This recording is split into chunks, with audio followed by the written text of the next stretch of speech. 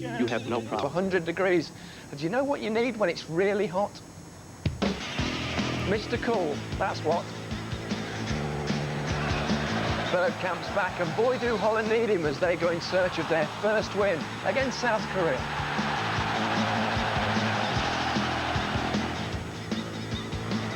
It's been a long time since we saw a new trick. There was the Cruyff turn of '74. And now there's the Blanco hop of '98. Could Mexico wiggle their way to the second round by beating Belgium?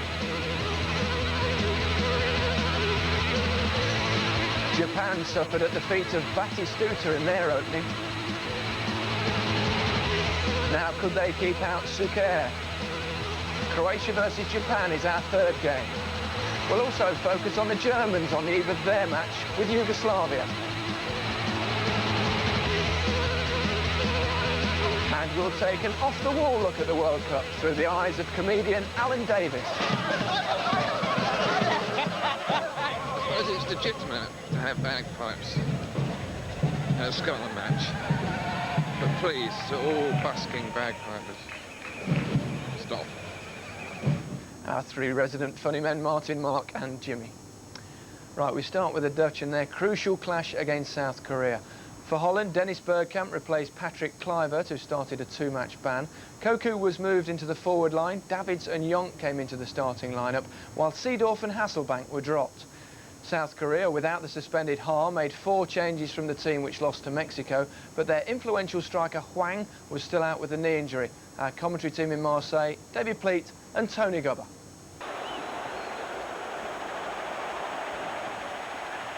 It's a good start for us. I mean, the first goal was very important for us tonight, and after that you saw that the Koreans were, yeah, their heads went down, and yeah, they were thinking of going home, I think. And that was disappointing for them, but we kept going. So I'm sure we will find a lot of opponents who won't play like this. We played very well, and we had to keep the speed of the game very high, and then we knew that we're gonna get some chances, and we had them, and we finished it off. But it could be more, yeah. Yeah. Put into words for us the quality that there is in this Dutch squad. Well, we have a lot of quality in the team, and I think everybody knows that. But unfortunately, not every game it comes out. But tonight it came out, and we got a lot of confidence from this game, I think, and I hope we can put it through to the next games. Yeah.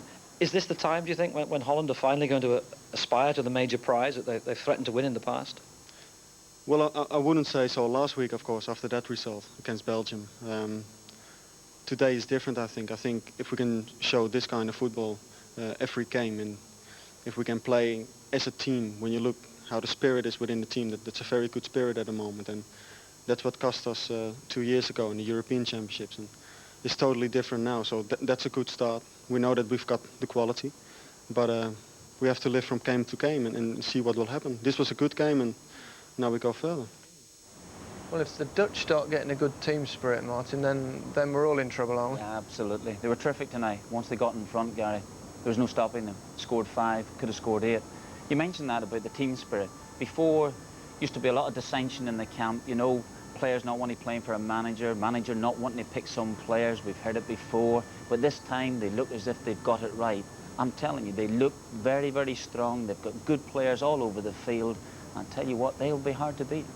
Mark, poor opponents though tonight. I mean, they've played in a few World Cup finals now, 13 attempts, and they're yet to win a match in the finals. Yeah, well, I mean, when you look at them, the first game against Mexico, they go 1-0 up.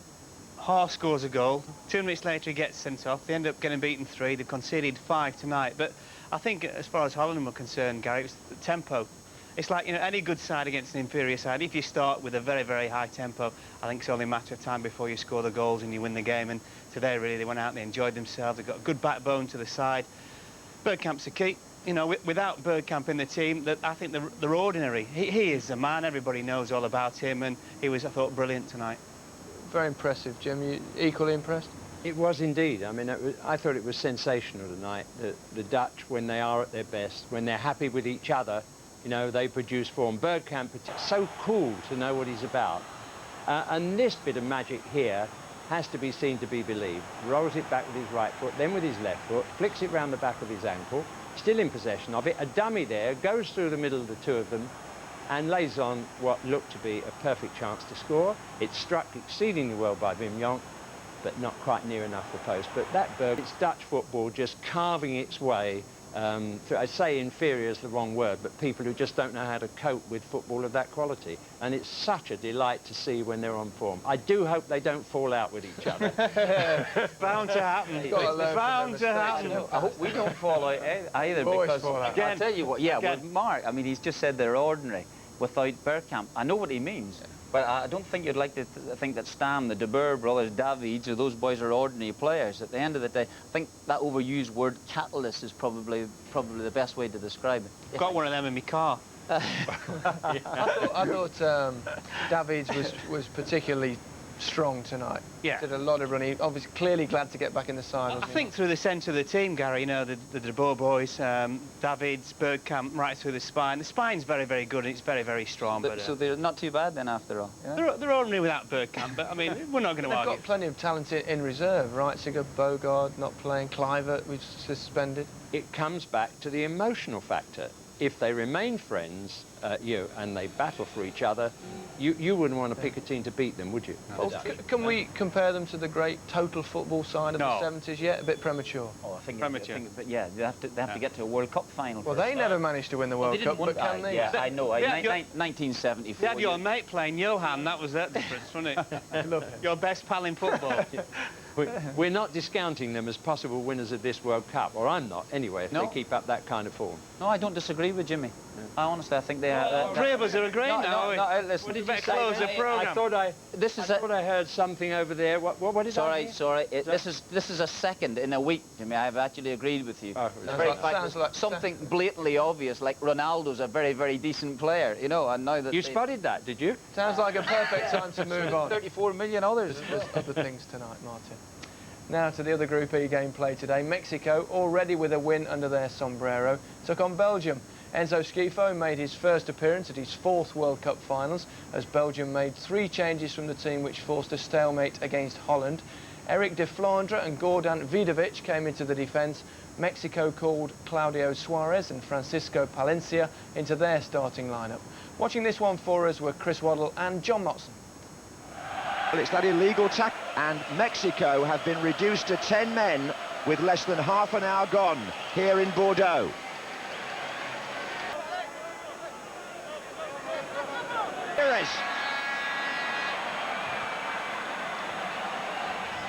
Jimmy, terrific performance from the Mexicans, I felt. Showed great spirit and character to come back there, didn't they?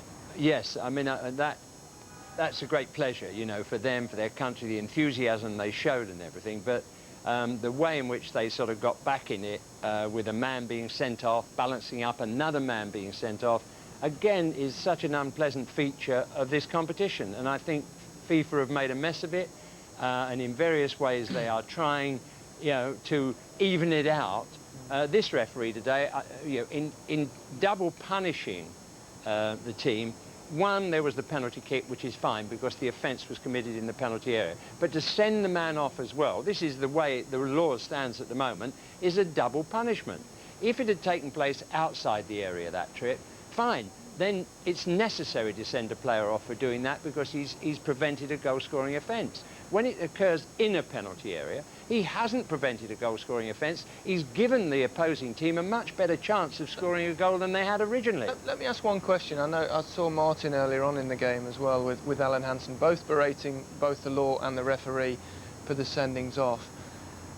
What about as a manager, if you're sitting there watching your team play and you know what this new directive is, and that it is dangerous for players to commit fouls wherever on the pitch, you'd be furious at them, wouldn't you, for committing a foul in the centre of the pitch to give the referee the option to send you off, or even the possibility of sending you off? That's a good point. I think you have a point. I do, honestly. As a manager, I'm going out to tell the players, listen, we know the rules beforehand. Whatever you do, try and stay on your feet. Now, certainly, for needlessly, there's no point in going in and hammering people in the halfway line, for instance. So don't do that there at all. Stay on your feet. And if he turns you, well, listen, hopefully we'll have a couple of defenders behind that maybe be able to mop up. So in that aspect, I probably do agree with you. I think there has been a lot of needless fouling. However, I have to say the rules are a nonsense at the moment. But the rules are there, and you've got to live by them, so the players have got to stand up. What are the rules? Do you think those rules are going to change then? Will they change for the start of next season or something? Seem to change them on a fairly regular basis. I think the other thing, Gary, as well, to be honest with you, we came into the World Cup and we thought there were going to be loads of players sent off, and what happens the first few games? Nothing really happens. And all of a sudden, Blatter and Platini are saying about the standard of the refereeing, which was actually quite decent. Everybody knew the rules. We knew exactly what was happening. They have a blast, and the next day we have a Colombian and a Mexican referee who go absolutely potty, sending all sorts of people off, and the thing's in danger of getting out of hand now. That's the problem. Now Platini said, oh, no, I didn't really mean what I meant to say. Well, what did you mean to say? Yeah, exactly. Albert's provided the figures. Only in the first 20 games, there are only 4 players sent off. Right, 20 games. Now, there have been 7 red cards in 6 matches. But do you not think it was perhaps the case that all the players were a little bit scared about the rule to start with, stayed on their feet, then they thought, well, they're being a bit lax, we can get away with a bit more. No, I'm not like sure. that. Well, players are going to try and get away with a few things anyway. But I'm not sure, I honestly... Anyway, enough of that. Let's talk about the game. Mark, Belgium, they blew it, didn't they? Yeah, definitely. You know, when you consider that they go in the first game, Holland, rivals, predominantly much better than the Belgians, always beat them, and, you know, George Leekins, the manager, Belgian manager, going, right, we get a draw, we're a bit negative, fine, you must think, Mexico, 2-0 up, hot sunny day, playing against 10 men, keep the ball, don't give it away, and you're virtually through to the next round, and what happens, really, they press the self-destruct, as well as Mexico did. I think Belgium will be looking at themselves and saying, we really played poorly for about an hour. The Belgians may have blew it, but the one thing that really turned the game was the substitution of Ariano, wasn't it? Ariano, yes. Nicely pronounced there, guy. Show you enough goals, Annie. Terrific goal. I thought they deserved it.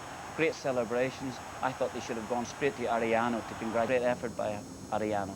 It certainly was. I mean, it really leaves the Group E table very tight now, and Holland are right at the top there. They've got 4 points, and just a draw will guarantee their place in the next round. Then it's clearly between Mexico and Belgium. South Korea become the second team in the tournament to get knocked out. Now, the Germans have started ominously well, as is their wont, and tomorrow face Yugoslavia.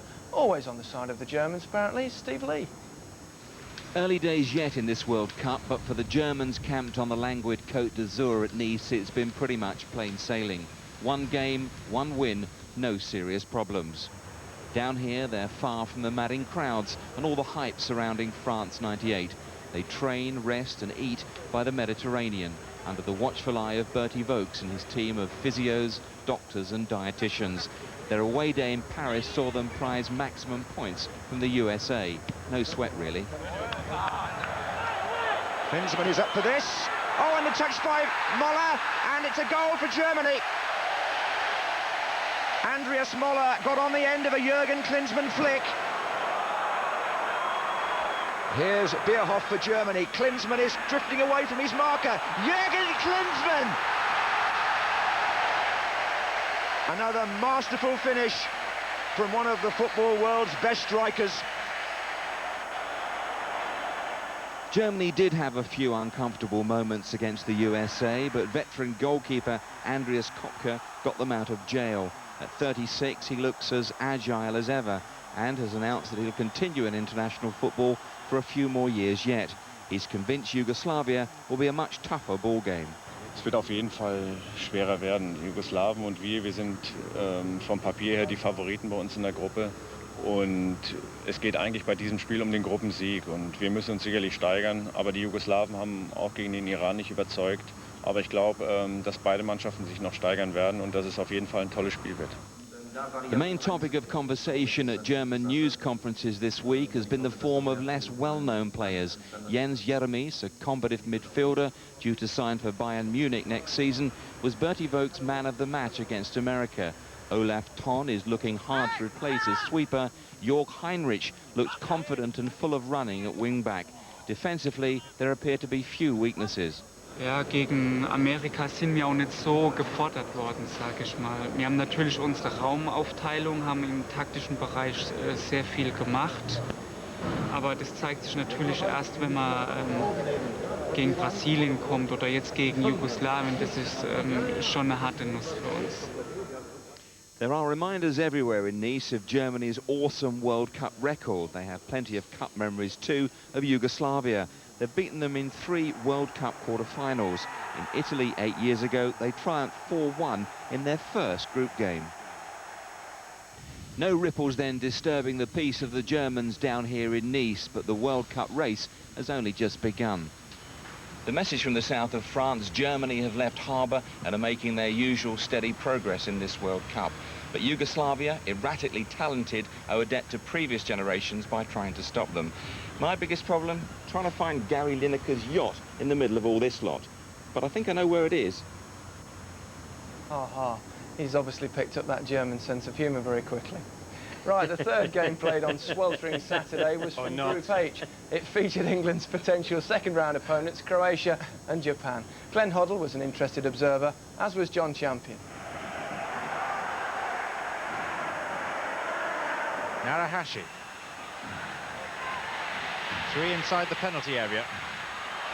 And they haven't picked up Narahashi, but it doesn't matter because he's offside.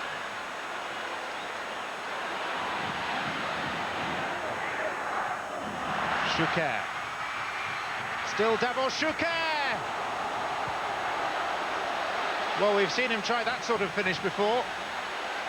And last time it worked against Denmark, memorably, in Euro 96. And he's unlucky on that occasion. Nakata. Nakata's influence has waned somewhat. Asanovic tried to feed it through. And it's Asanovic again. And Shuker! It's crept in. And with just over 13 minutes remaining, Davor Shuker scores his 31st international goal in only his 36th international. And the hopes of Croatia are alive and well as they look at a place in the second phase. But the direction of the cross left Nakanishi stranded, and the goalkeeper might well have done better. He didn't, and Shuker has put Croatia in front at long last. And Shuker's goal means Croatia almost through to the second round. Their place in the last 16 will be confirmed tomorrow, unless Jamaica spring a major surprise by beating Argentina. Japan clearly look to be on their way out.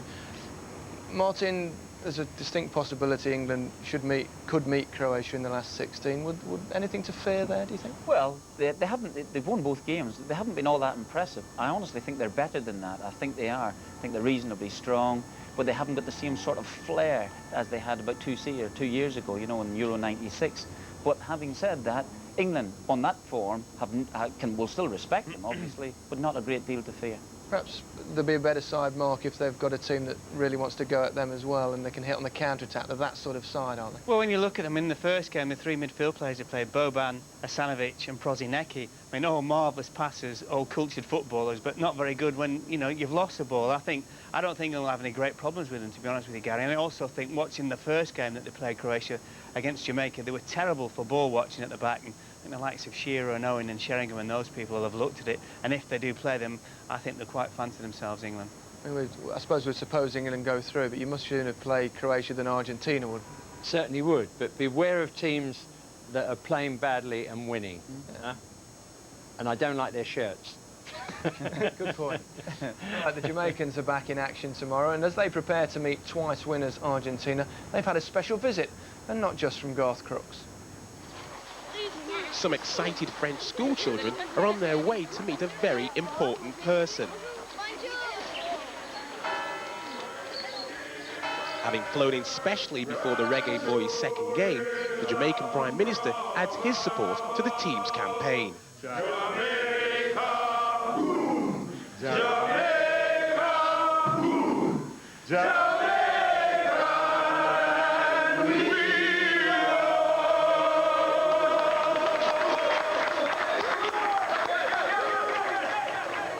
After a quick burst of the national anthem, the formalities are over.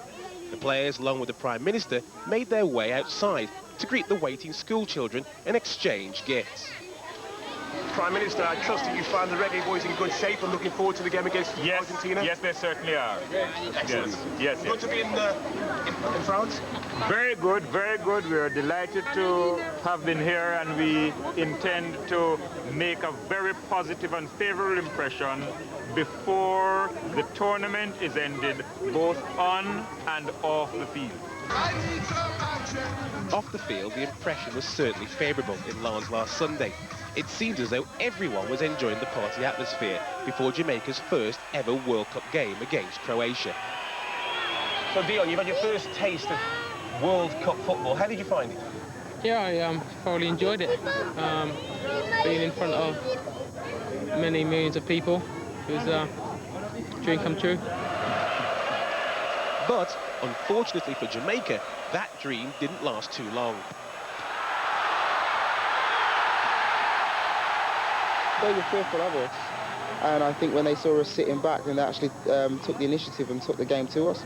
I think that's where we made a mistake, and we probably respected them too much. I think it was just a below-par performance by us, especially defensively. You know, I don't think we defended very well on the day, and you know, we conceded 2 sloppy goals in the end, which cost us the game. So there may be a need to tighten up at the back, but Robbie Earl's glorious header just before half-time gave the Jamaicans more than a little hope for the second half. The fans went into a frenzy, and Robbie had a moment he will savour for the rest of his life.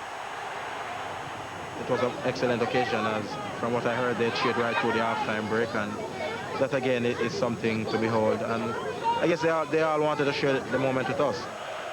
In the second half, it was a case of missed opportunities. Jamaica were eventually overpowered, and Dion Burton's miss proved to be crucial. Talk of rifts in the camp between the Jamaican and English-based players during the team's most important week seems to have been exaggerated. Tomorrow, Jamaica play Argentina in a game they cannot afford to lose. It would appear that Coach Simawes and Prime Minister Patterson are still banking on tasting victory against the South Americans. If they play 100% and we play 100%, obviously they'll win. But if we can force them not to play 100% and then we play to the best of our potential, then, you know, of course we could beat them on Sunday. Oh, there's a chance here. Batistuta. Batistuta, Ortega, big names. Yeah, definitely. Can you handle it? Yeah, of course we can. That's why we're here, you know. Very big names on the day. But, you know, they're only going to be big names and play well if we allow them to. And, you know, we're going to go out there and we're going to put them under a lot of pressure and see how the result goes. Can you qualify for the second phase? If we wasn't, we would have packed our bags and gone home a long time ago. We definitely believe we can, and we're going to give it our best shot.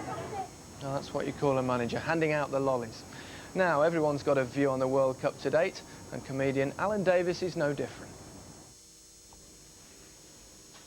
My name's Alan, and I'll be your official guide to the fans for Coupe du Monde. I'm here at the World Cup.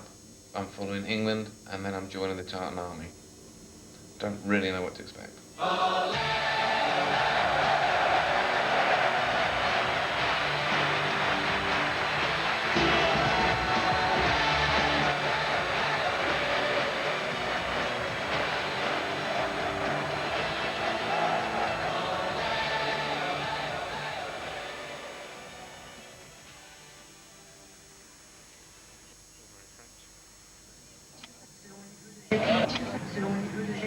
Get me with my accreditation, hang on.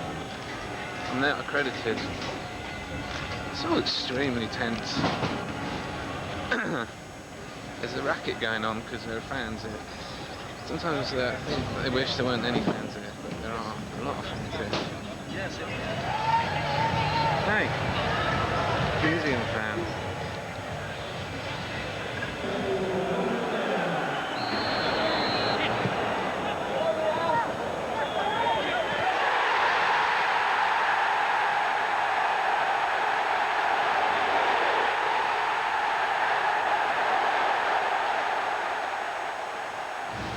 There are England fans scattered all along here, looking a bit red-faced and a bit drunk, but basically happy. We won 2-0 and deservedly so.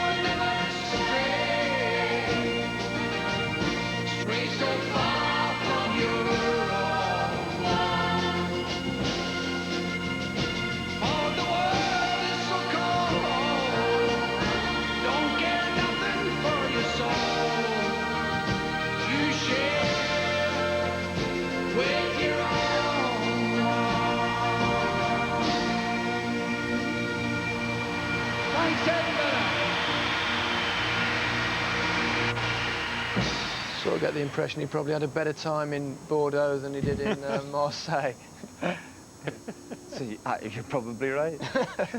Anyway, let's have a better time than the Scots anyway. Yeah, enough of that. Let's look ahead to tomorrow. Big game, Germany against Yugoslavia. Fancy that one, Martin? Yeah, I do. I think it'll be a good game. I think the way Holland are playing at this minute, that Germany will definitely be going for it, so will Yugoslavia, in an attempt to miss them for the next round, if that's possible. I mean, I'll probably just put the kiss of death in Holland now. Yeah. How about the Germans, Jimmy? Do you think they're looking strong? Good start, didn't they? They had a good start, and I think we should know by the end of tomorrow afternoon, you know, where they're going to be, whether they're going to be in the last 4 or even the last 2. But the Yugoslavs are a collection of individuals. They don't seem to blend well, or they didn't in their first match. So I don't think it's a great test for them tomorrow, the Germans. OK, gents, we've just about run out of time. Well, we'll leave you tonight with a Dutch. It was just like the good old days. Total football from start to finish. Good night.